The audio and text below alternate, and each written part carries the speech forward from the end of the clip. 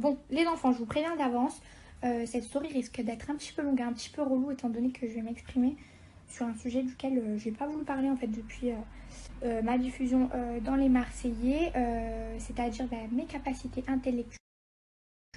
Pour autant, il semble nécessaire, voire vital pour certains d'entre vous, d'obtenir des réponses. J'ai l'impression que c'est viscéral, que ça vous gratte, que vous êtes parti en croisade contre mon cerveau. Du coup, voilà, je vais essayer de soulager vos mœurs, voilà, d'apaiser vos âmes et de vous donner les réponses dont vous avez besoin, puisqu'apparemment ça vous taraude, ça vous empêche de dormir la nuit. Du coup, je vais essayer de faire simple, de faire court. Et j'espère que voilà, ça ira beaucoup mieux après cette story.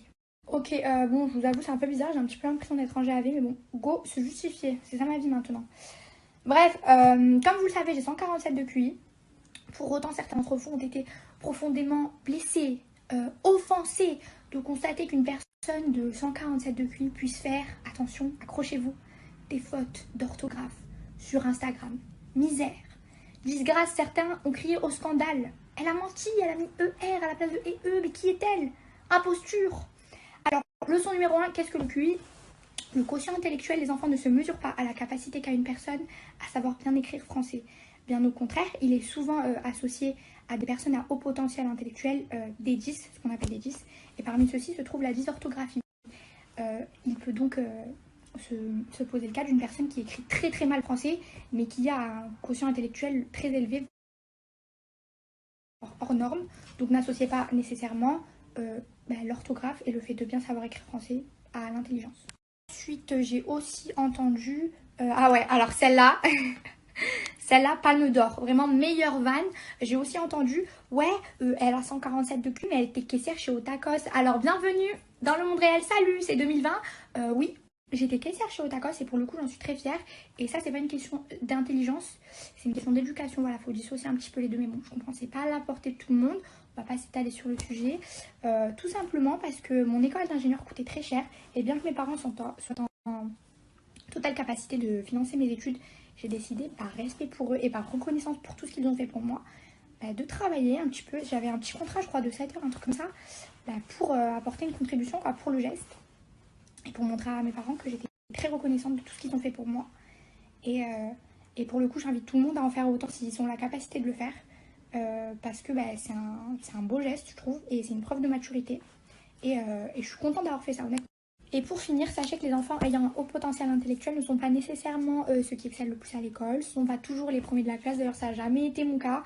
Bon, après j'ai eu de la chance, j'ai jamais eu besoin de réviser quoi que ce soit pour avoir un examen. J'ai eu mon bac sans ouvrir un seul cahier, mes concours d'ingénieur c'est pareil.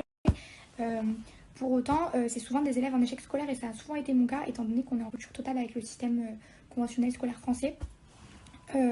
Et plus l'anomalie, parce que c'est une anomalie, le fait d'avoir un haut potentiel intellectuel est détecté tôt, plus il est possible de prendre en charge l'enfant et d'aménager son parcours scolaire de manière à ce qu'il puisse s'épanouir et réussir ses études, parce que c'est très important.